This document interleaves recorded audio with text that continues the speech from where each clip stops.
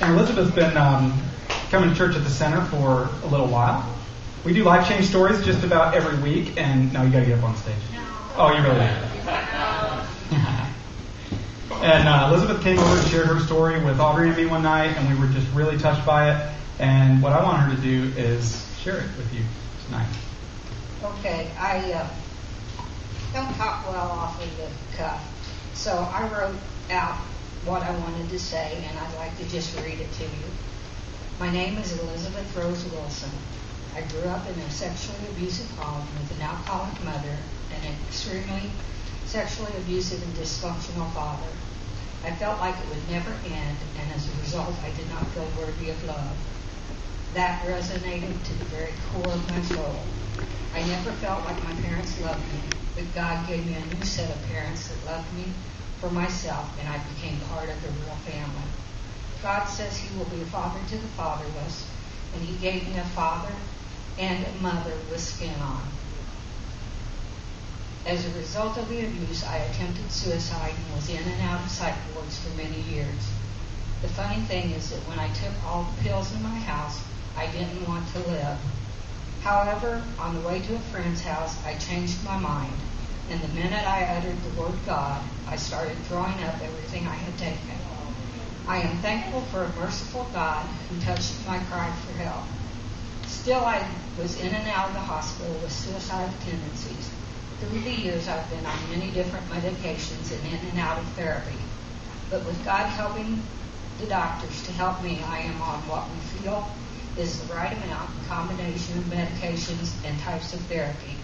With God's help, I have not been in the hospital for coming up on 5 years, since 2009.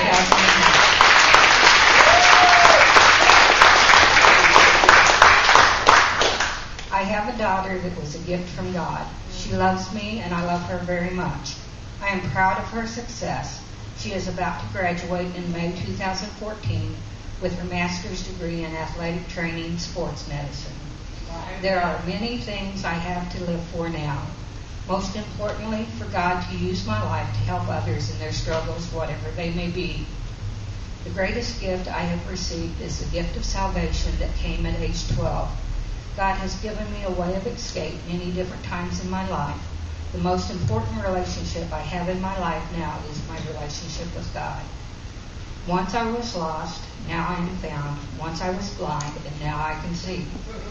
God has given me a gift of writing, and I would like now to read something for you that I wrote in October of 2009.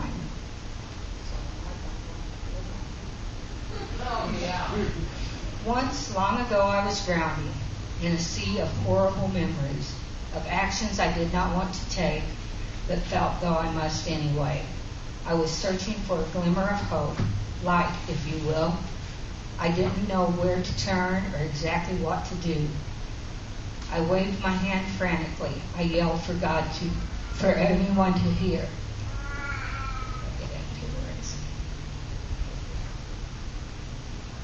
Then I caught it. A small glimmer of light. Could it be? Was it really true? A place to focus, to try and draw near. The waves would toss me back and cover me with darkness, but I would surface once again to look for that hope, that light. I needed to get to that light. I would try and go forward a little at a time, only to find that at times I was going backwards. But I would always catch a glimmer of that light.